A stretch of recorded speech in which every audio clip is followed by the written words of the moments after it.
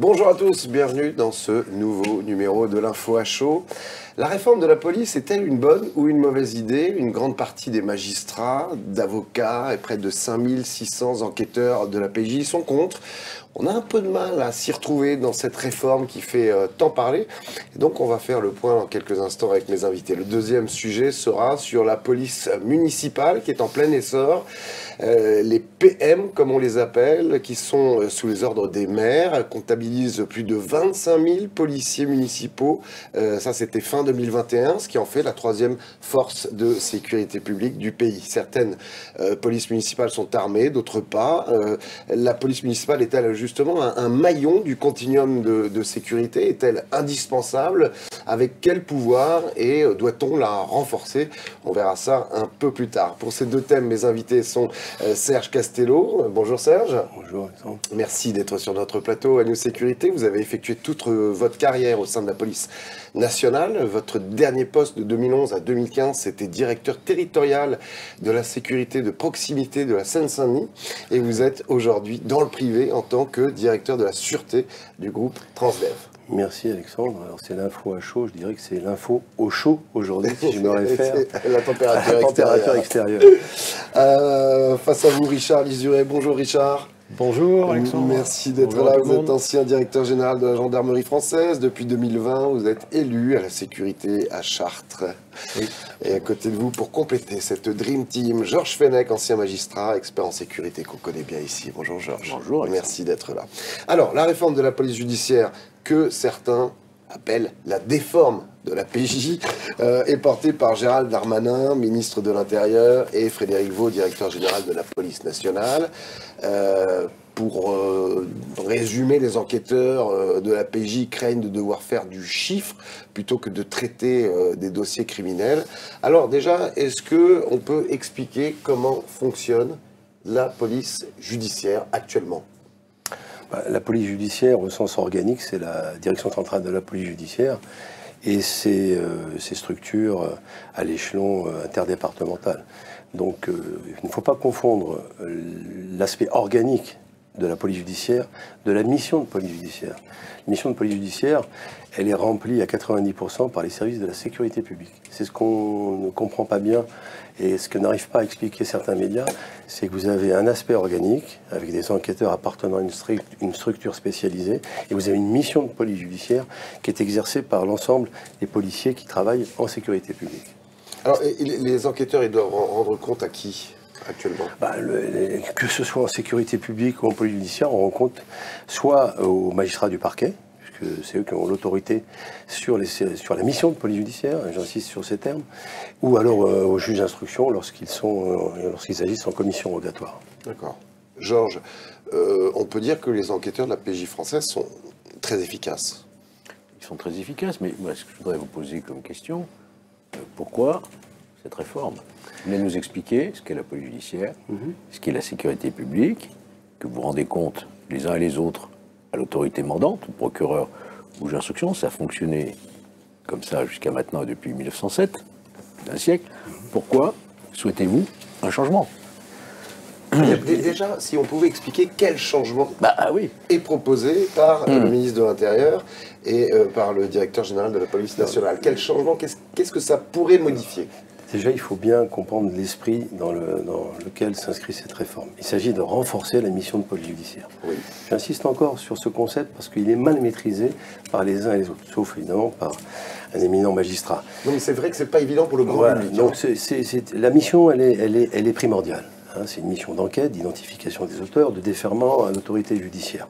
Cette mission, elle est accomplie de façon, je dirais, mal assurée actuellement par la sécurité publique parce qu'il y a une massification de la délinquance. Il y a un engorgement des procédures que connaît certainement M. Fenech et vous avez une police judiciaire qui s'occupe de la grande criminalité, de criminalité spécialisée, mais le quotidien des Français, ce qui intéresse le Français, c'est la petite et moyenne délinquance. Qui la touche au plus près. Qui la touche au plus près. Donc il faut muscler cette police judiciaire du quotidien, j'allais dire. Au détriment. Non pas au détriment, mais en complément de la police judiciaire qui s'occupe des affaires les plus graves. On peut parler de la criminalité numérique, on peut parler des mafias financières, le grand banditisme aujourd'hui a bien changé, M. Fenech. Oui. Vous le savez, les attaques de fourgons, il y en a. Elles sont très rares. Le milieu n'existe plus. Vous avez quoi? Une délinquance qui s'enracine dans les quartiers. Autour de quoi? Autour du trafic de stupéfiants. Bon, qui connaît le mieux les quartiers? C'est bien la sécurité publique. La police judiciaire a fait un travail excellent. Elle a toujours bien fonctionné, ça je ne le nie pas. Mais ce qui dysfonctionne aujourd'hui, c'est bien la sécurité publique dans sa mission de police judiciaire.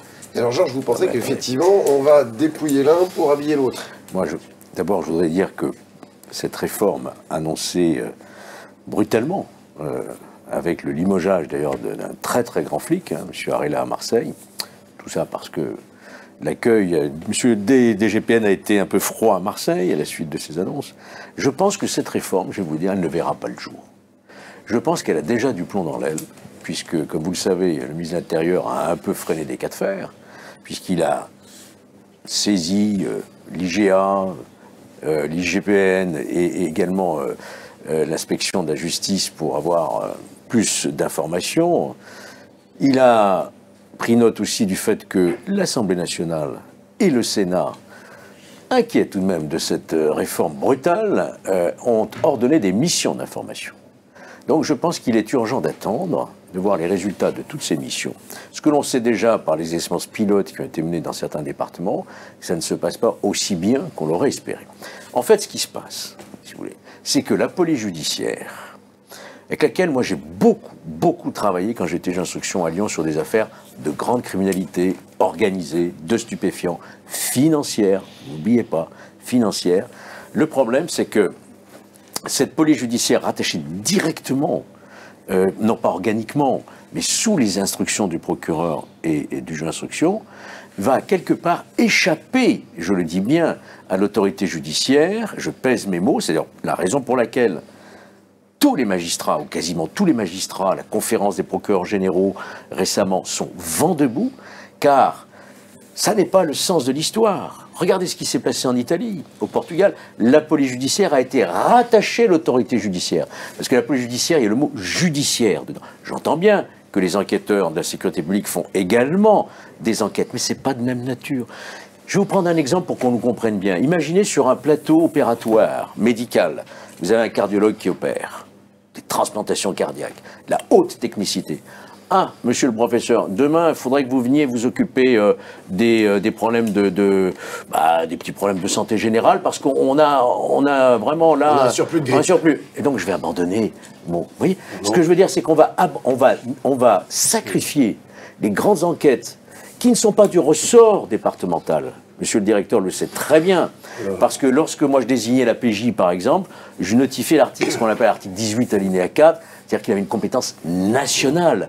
Mon officier de police judiciaire, mon commissaire de police judiciaire, il se déplaçait sur l'ensemble du territoire métropolitain et outre-mer à la demande du juge. Là, c'est fini.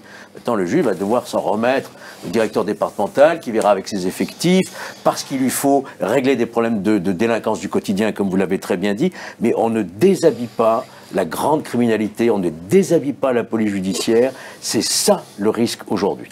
Serge Castello, vous vouliez rebondir.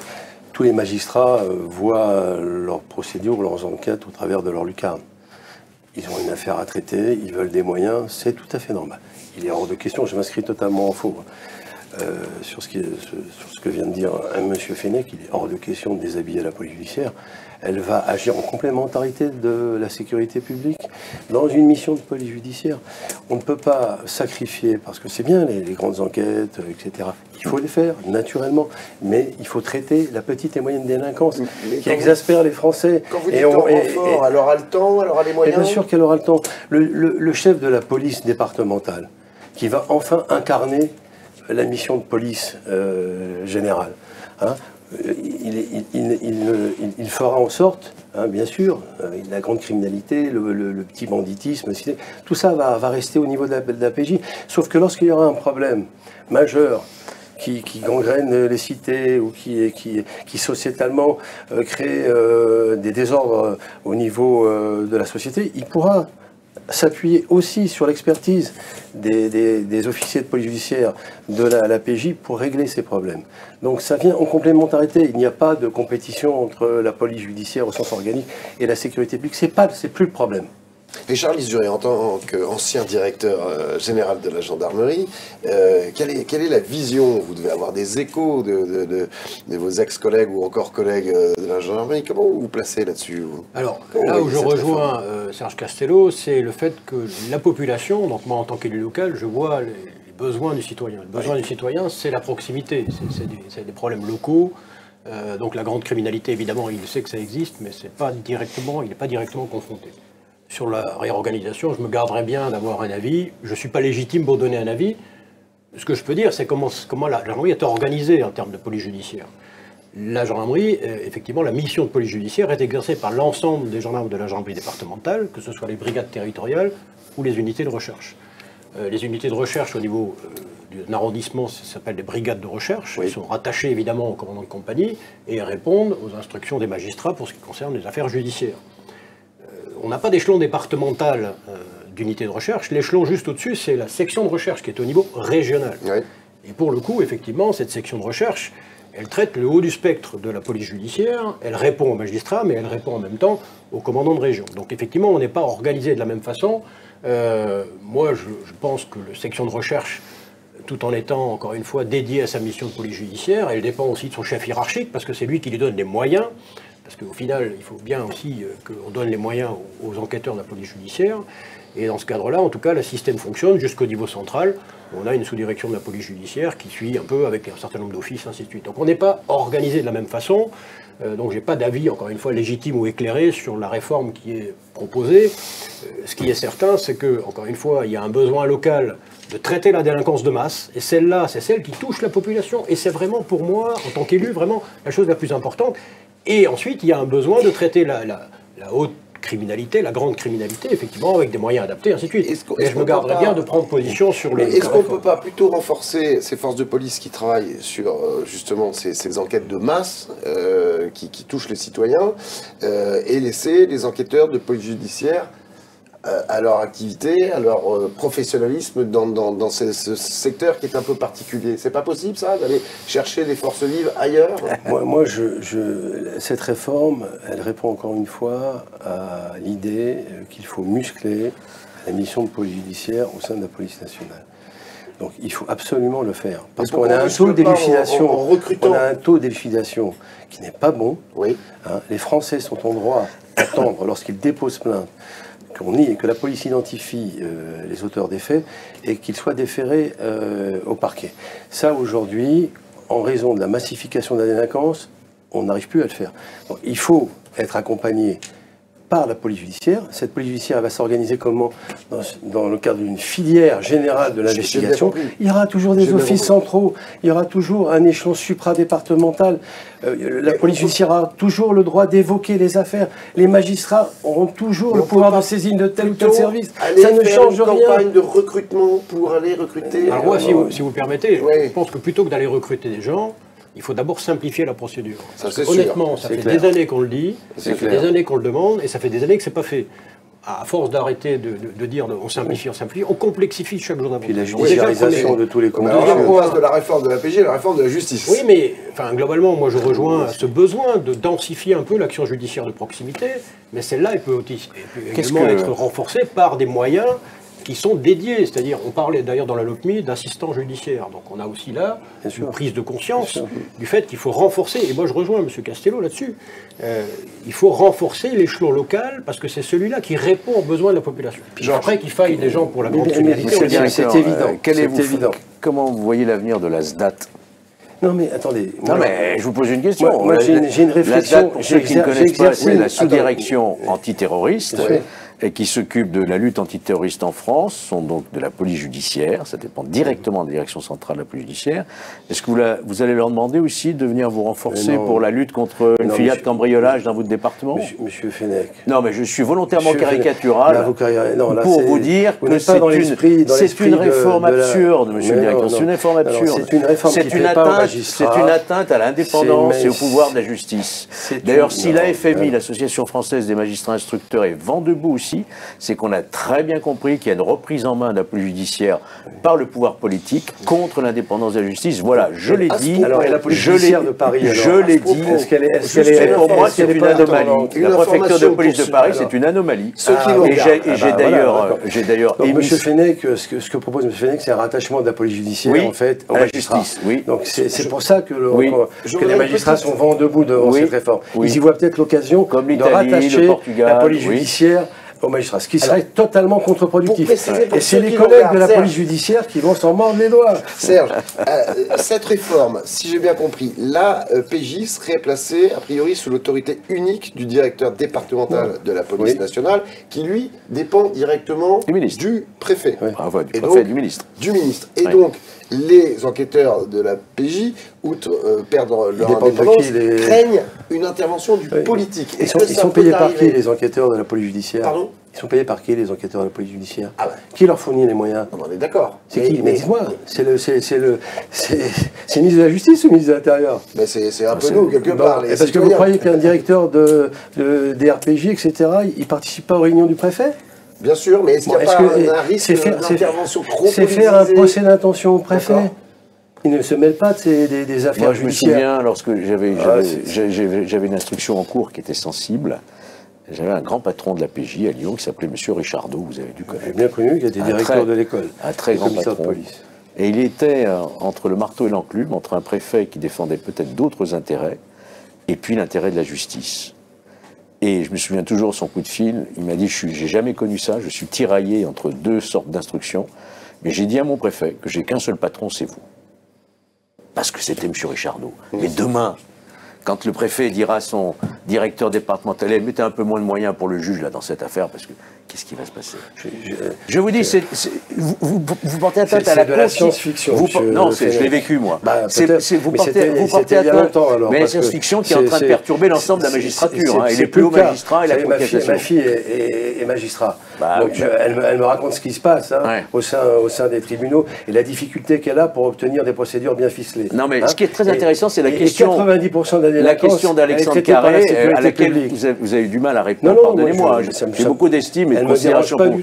Quand il vous dit, mais pourquoi vous ne recrutez pas dans la sécurité publique de nouveaux recrues pour bien vous organiser, avoir de meilleurs résultats, de meilleurs taux d'élucidation, etc. Pourquoi vous allez dépouiller la police judiciaire qui est une police d'élite, qui a l'expertise? Déjà maître de l'élitisme au sein de la police nationale. Vous savez, ne parlons pas d'élitisme, je vous l'accorde. Parlons d'expertise et de spécialisation. Tout ça, non, je suis d'accord avec vous. Vous croyez qu'un des DSP se tournait Non, c'est pas du tout ce que je pense en plus. Je veux parler. Pendant que les autres font de la police. J'ai peut-être mal nommé les choses. Au lieu d'élitisme, je parlerai de spécialisation. Il y aura toujours des spécialisations. L'expertise et les spécialisations. Elle viendra. Cette expertise qui existe au sein de la police judiciaire et que je ne remets pas en cause, parce qu'effectivement, ils vont venir en complémentarité, il va y avoir un partage au profit de tous les Français. Vous savez que le taux d'encadrement de la mission de police judiciaire en sécurité publique est de l'ordre de 5% pour l'encadrement intermédiaire. Il est de 15% au sein de la police judiciaire. Les OPJ de la sécurité publique pourront s'adresser aux sachants de la police judiciaire à améliorer ainsi les procédures au grand profit des magistrats et des Français en général. Alors, dans l'état actuel des choses, pour terminer sur ce thème, avant de parler de la police municipale... c'est un sujet de passion, vous avez oui, non, mais on s'apprécie, mais on peut avoir des opinions différentes, et c'est ça qui est intéressant sur le plateau. Est-ce que vous pensez que cette réforme, vu l'état actuel des choses, ira jusqu'au bout? Vous savez, les réformes en France, elles sont toujours compliquées. Oui. Il y en a une qui nous attend, c'est la réforme des retraites. Je n'ai jamais vu les Français, comme ça, spontanément, se féliciter de l'annonce d'une réforme. C'est la même chose pour les policiers. D'accord, mais alors vous pensez qu'elle va être... elle va aller jusqu'au bout telle qu'elle sera légèrement ou un peu plus modifiée, ou que finalement on va la mettre de côté? De toute façon, il faudra la suivre très sérieusement. Il faudra que des comités se mettent en place pour qu'effectivement toutes les dérives que pressent M. Fenech n'arrivent pas. Il faudra que les situations individuelles soient gérées le plus justement possible. Donc tout ça, ça demande une organisation, une structure de suivi pour qu'effectivement on n'aille pas vers les dérives que dénonce... son cours, Pour moi, Qu'elle suive ou pas son cours, je vous dis, elle est essentielle. D'accord. Pour l'avenir de la police La- nationale, la et police- pour la sécurité des Français. La police judiciaire, c'est celle qui s'occupait des affaires de M. Fillon, l'affaire Benalla et d'autres affaires qui touchent aujourd'hui à l'Élysée. Ça pose un vrai problème.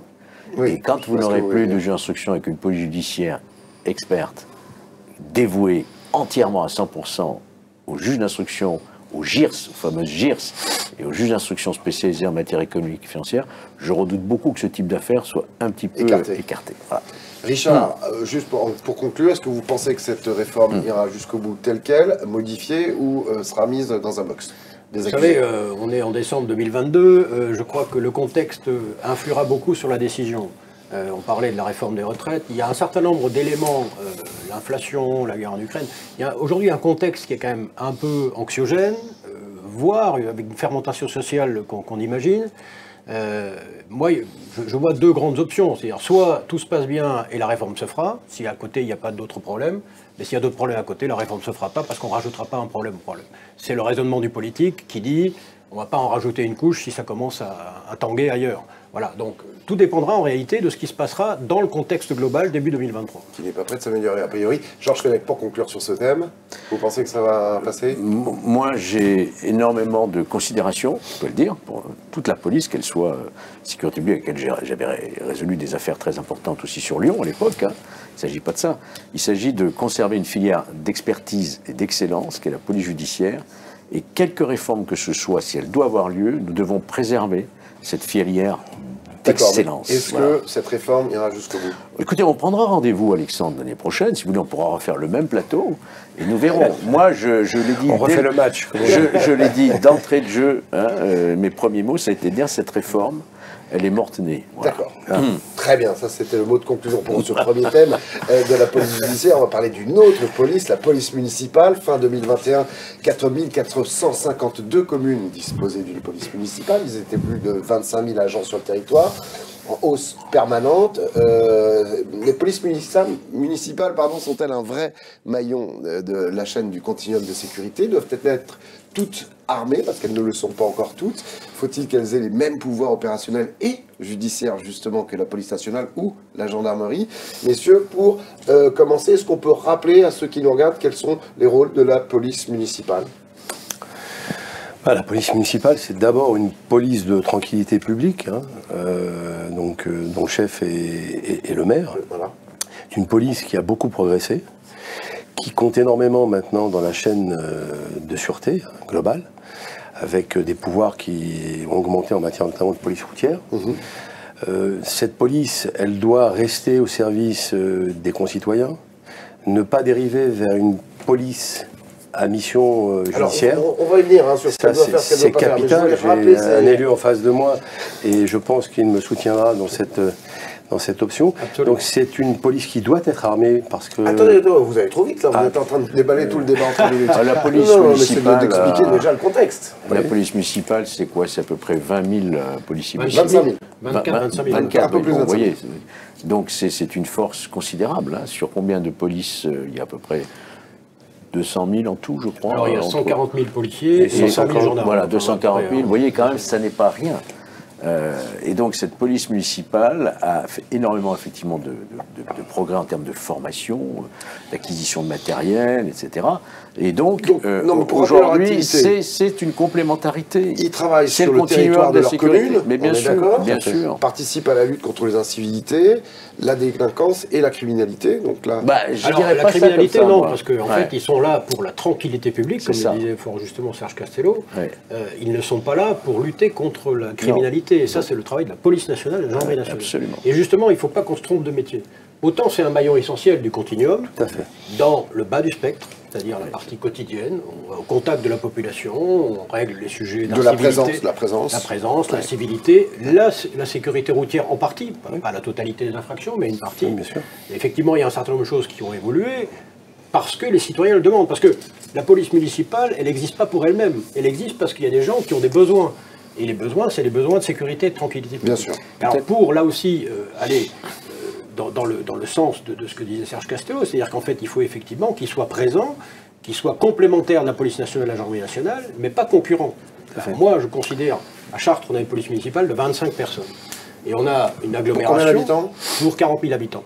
Et on a une agglomération qui va mettre en place une police municipale intercommunale. Donc là, pour 140 000 habitants, donc c'est une interco qui prend en charge la police municipale sans transfert du pouvoir de police du maire. Mais ce qui est important, c'est qu'effectivement, ils restent dans leur champ de compétences. Et à titre personnel, je suis contre les pouvoirs judiciaires qui seraient donnés aux policiers municipaux. Ne pas se tromper de métier.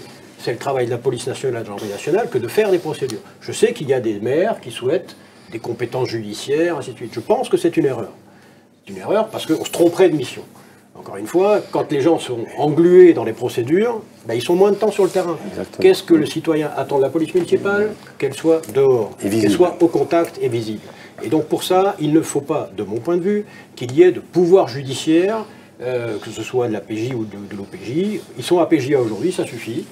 Voilà. Après, il faut intervenir en flagrant délit. On l'a vu, on l'a vu à Nice, sur l'attentat, avec heureusement que ces policiers étaient armés, ils ont neutralisé un terroriste. Donc on voit tout l'intérêt d'une forte présence et d'une forte visibilité de cette police municipale. Il faut qu'ils aient accès aux fichiers. C'est-à-dire qu'aujourd'hui, on a quand même encore des handicaps et on va polluer la police nationale et la gendarmerie nationale parce que le policier municipal, il n'a pas accès, par exemple, au fichier des personnes recherchées. Donc il y a un manque de communication. Au fichier des véhicules, enfin des faux vestes, le fichier des véhicules volés. C'est-à-dire qu'en fait, à chaque fois, il doit appeler pour que quelqu'un consulte le fichier pour lui. Donc il faut lui faciliter le job. Georges Fenech. Voilà, faut sortir. Non, juste un tout petit point d'histoire.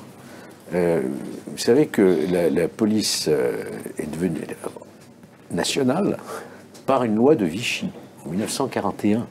Avant 1941, la police dépendait du maire, comme aux États-Unis. J'ai été voir le système américain. Si Rudolph Giuliani, maire de New York, que j'avais rencontré à cette époque-là, a enregistré ses résultats, c'est parce qu'il avait la main mise sur sa police. C'est un peu le shérif, c'est ce que je veux dire. Donc, en France, on a étatisé la police en 1941. Dans toutes les villes de plus de 10 000 habitants, il y avait une police nationale. Ça a été une grande réforme, c'était sous Vichy. Donc c'est la plus ancienne des polices, la municipale. La municipale, elle date donc de cette... c'est la plus ancienne, effectivement. Et elle reprend... Elle reprend, voilà. Sauf que, attention, le policier municipal, il a quand même essentiellement comme rôle de sanctionner les infractions aux arrêtés municipaux. Tous les arrêtés que prend un maire, de stationnement, de parking, de ceci, de ne pas faire cela. Donc là, effectivement, il dresse procès-verbal. Après, quand vous parlez d'attentat de Nice, effectivement, mais là, ils sont intervenus sans plus de pouvoir que n'importe quel citoyen. C'est l'article 73 du Code de procédure pénale. C'est-à-dire, c'est en état de légitime défense, comme n'importe quel citoyen. Sauf qu'ils étaient armés. Voilà. On va en reparler de l'armement. Je voulais juste savoir... Oui, je vous en prie. Alexandre, il y a aussi le développement de polices municipales ou intercommunales dédiées au transport. Directeur de la sûreté, un grand groupe de transport.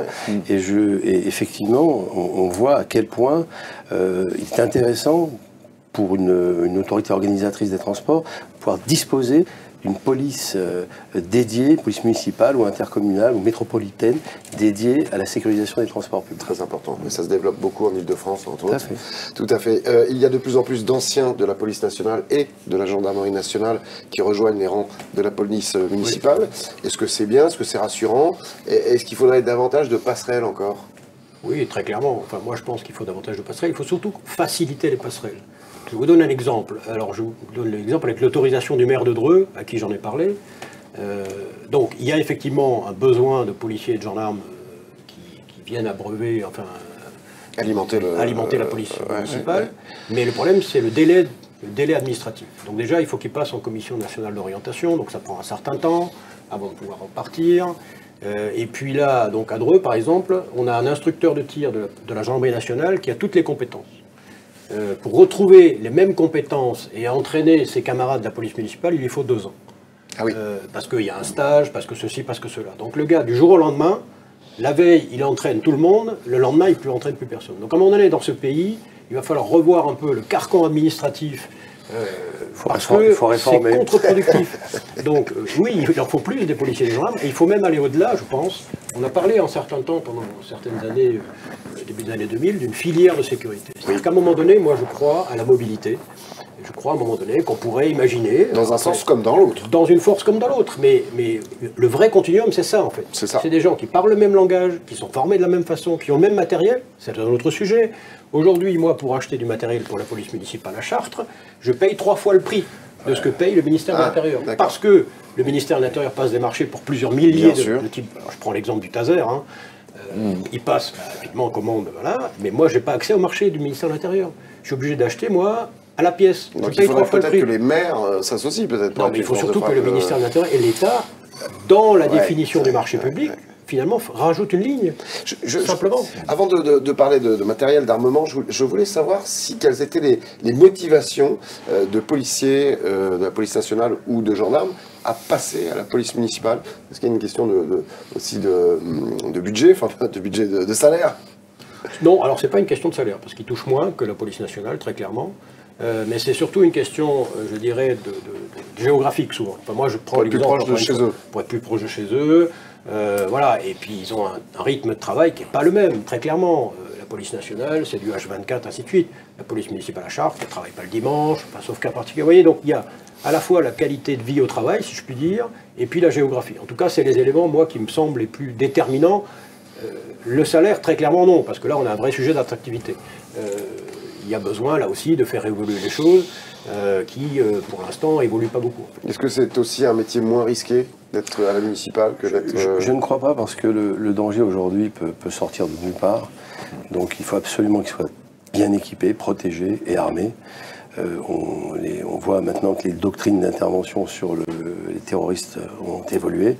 C'est les agents de première ligne qui sont chargés de neutraliser le terroriste. Donc non, ils participent à l'effort global, à la sécurisation globale du pays. Et notamment, ils sont peut-être amenés, dans des cas bien spécifiques, à intervenir sur des terroristes. Alors sur l'armement, moi j'ai un avis un peu divergent. À Chartres, les polices municipaux ne sont pas armés. Moi, je suis contre les esprits de système.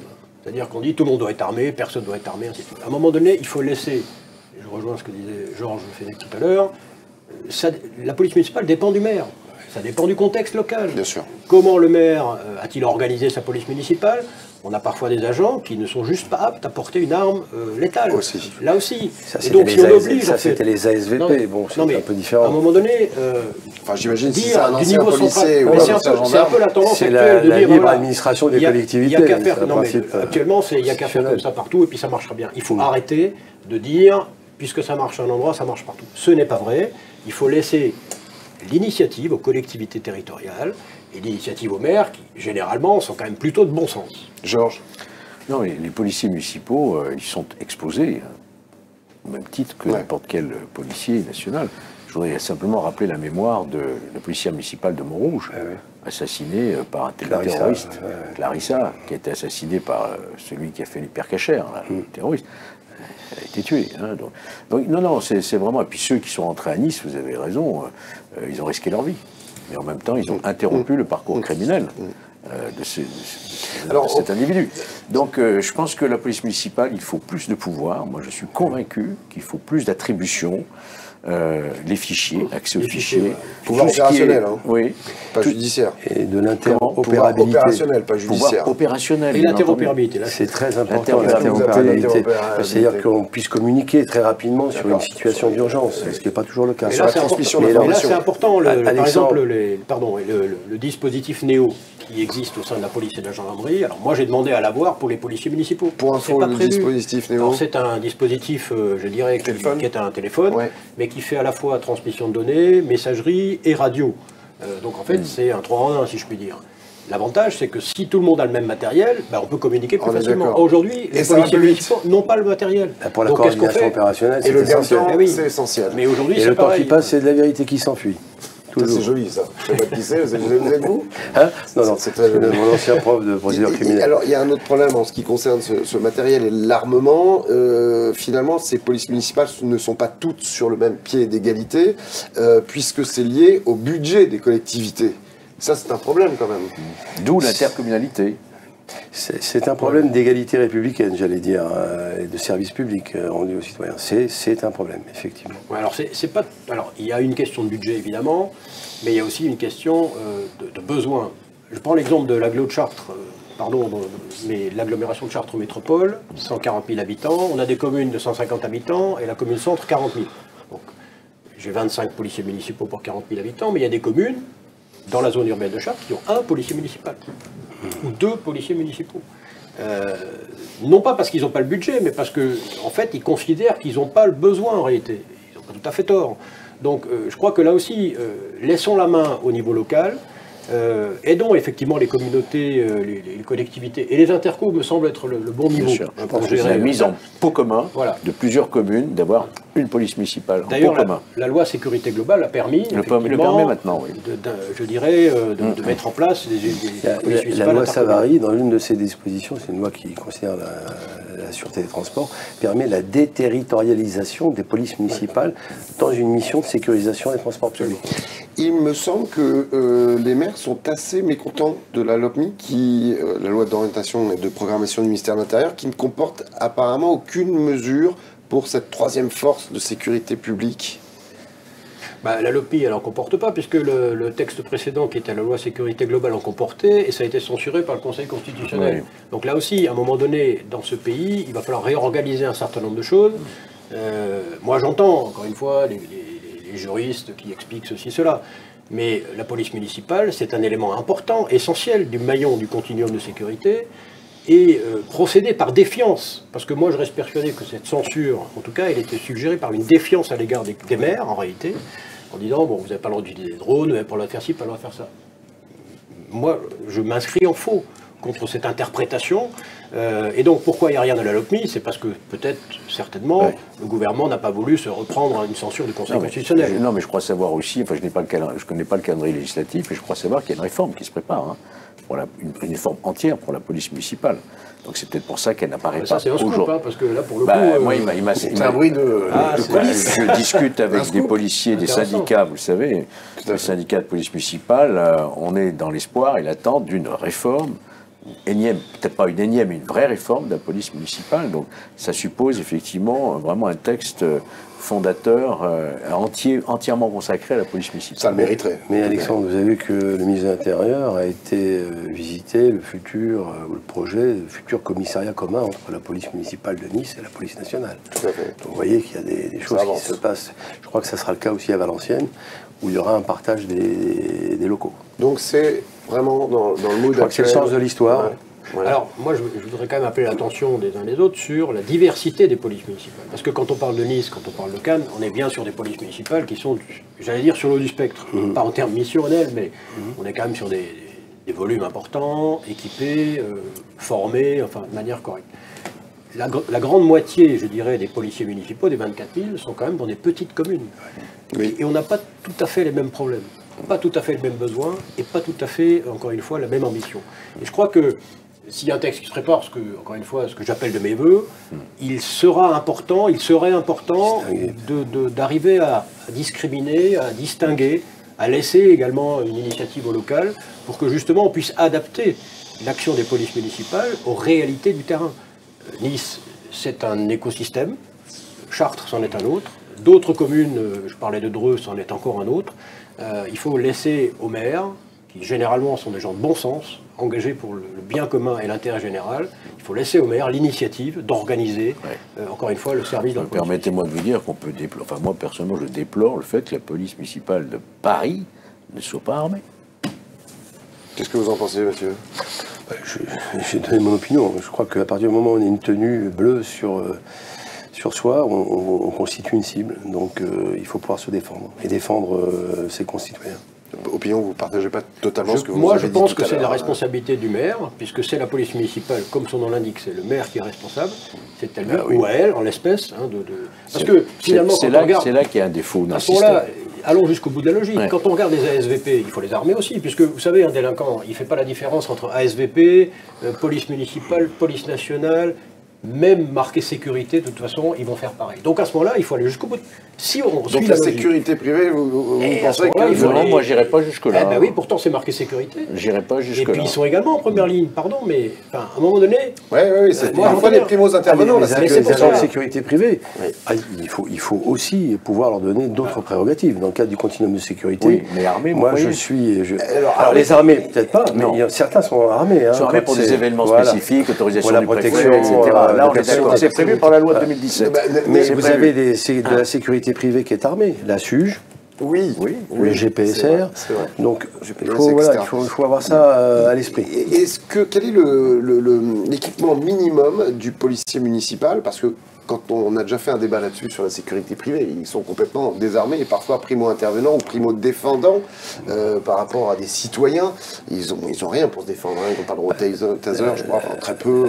La question, c'est l'armement dit intermédiaire. Est-ce qu'on doit les doter d'un armement intermédiaire? L'arme, c'est-à-dire le pistolet automatique ou le revolver, c'est vraiment pour les cas de légitime défense. Bien sûr. Donc ça, pour moi, c'est indispensable. Parce que si la décision de tir, s'il décide d'engager le tir, c'est vraiment qu'il est dans une situation de légitime défense de lui-même ou d'autrui. Après, les armes intermédiaires, c'est une autre problématique. Tout ce qui est LBD, taser, etc., pistolet à impulsion électrique, là, je serais plus prudent parce que c'est un armement qui est utilisé dans le cadre de violences urbaines, de choses complexes à gérer. Enfin, c'est mon point de vue. En fait, j'ai également un avis divergent sur ce sujet-là. C'est la richesse. Je considère qu'effectivement, l'arme létale, qui est quand même effectivement à utiliser dans des cas extrêmement spécifiques, ne doit pas être imposée en fait aux élus. En revanche, avoir un armement intermédiaire, ça me semble aujourd'hui, compte tenu du contexte de violence qu'on connaît en fait, quelque chose qu'il faut prendre en compte. À Chartres, nous avons des pistolets à impulsion électrique, nous avons des flashballs, enfin des lanceurs de balles de défense, et on a effectivement les petites bombinettes Lacry, les tonfas, ainsi de suite. Les tonfas aussi, vous avez. Les tonfas aussi, voilà. Donc ça permet effectivement de graduer l'intervention, parce que parfois on tombe sur des gens un peu alcoolisés, ainsi de suite. Mais alors c'est vrai que Chartres, c'est pas les quartiers, enfin voilà, on n'est pas dans une logique de quartier sensible comme on le connaît ailleurs. Donc c'est pour ça, je reste persuadé. En fonction de la localité. Voilà, laissons encore une fois l'intelligence locale à la manœuvre et arrêtons de tout vouloir régenter du niveau central. Voilà. Enfin, moi vraiment, laissons encore une fois l'intelligence locale s'exprimer. C'est l'adaptation de l'armement au contexte local, effectivement, pourquoi pas. Georges Fenech, vous vouliez peut-être rajouter quelque chose? J'avoue que je n'ai pas d'opinion complètement arrêtée, je vous écoute, hein, j'entends ce que vous dites, hein, mais pour moi, le statut de la police municipale, il doit être unique en France. Voilà. Il ne doit pas laisser à la simple et libre appréciation des maires, parce que vous avez des maires... On parle pas de statut, on parle de l'équipement. Mais pour moi, l'équipement fait partie. À partir du moment où vous avez une formation, vous avez un rôle, vous devez avoir aussi un équipement qui doit être le même partout. C'est mon sentiment. Maintenant, j'entends bien que c'est la police du maire, voilà. Mais ça me paraît tellement important d'avoir partout les mêmes prérogatives, les mêmes moyens de se défendre. Pourquoi un policier municipal? Vous savez, les actes de terrorisme, il y en a eu à Saint-Étienne-du-Rouvray, hein, c'était pas un quartier sensible. Hein. Il y aurait pu y avoir une police municipale qui aurait pu peut-être être là à ce moment-là. Qu'est-ce qu'elle aurait fait? Rien, c'était pas armé. Bon. Ce que je veux dire, c'est que, voilà, moi, mon sentiment, c'est que peut-être qu'il faudrait une mesure d'ordre général sur la question de l'armement des polices municipales. Mais, encore une fois, j'ai pas une opinion complètement arrêtée. Les policiers municipaux font partie de la fonction publique territoriale. Il y a quand même un cadre juridique, voilà, c'est pas... Alors, ils ont un statut particulier qui les empêche d'avoir un certain nombre de... C'est aussi le problème de l'attractivité, d'ailleurs. Hein. Aujourd'hui, on a un vrai problème d'attractivité de la police municipale, parce que leur statut ne leur permet pas d'avoir un niveau indemnitaire et indiciaire suffisant par rapport aux missions qu'ils sont appelés à exercer. Voilà. Donc il faut revaloriser ce statut. Oui, enfin, moi je reste persuadé qu'il faut revaloriser et reprendre effectivement. Alors j'entends qu'il y a effectivement un travail en cours, peut-être, que j'appelle de mes voeux également en tant qu'élu, parce qu'il faut redonner, d'abord reconnaître à nouveau cette filière, l'inscrire dans une perspective de revalorisation et du coup d'attractivité, et après on pourra revenir sur des histoires d'armement, parce que donner une arme à quelqu'un, ça signifie recruter au bon niveau, former au bon niveau, bien sûr. Parce que là aussi on n'a pas parlé de l'historique, parce que les policiers municipaux d'aujourd'hui, on a encore des employés municipaux historiques d'il y a quelques années, qui très clairement ne sont pas forcément... voilà, donc, non mais il faut le dire. C'est vrai pour tous les corps. Hein. Alors, après, Très très bien, merci beaucoup messieurs. On va suivre ça de près, on se retrouvera peut-être, on va voir l'évolution de cette réforme de la police judiciaire. Il y a un pari qui a été pris là. Exactement. On mettra l'argent sur la table dès que cette émission sera terminée. Et puis on va voir si effectivement, comme ce bruit de coulisses dont vous nous parliez Georges, il y a une réforme qui se met en place sur la police municipale. J'espère. On en reparlera bientôt. Merci en tout cas d'être venu sur le plateau de l'Info à Chaud sur News Sécurité. On était ravis. Merci de nous avoir suivis. On se retrouve très vite. En attendant, prenez soin de vous. Ciao.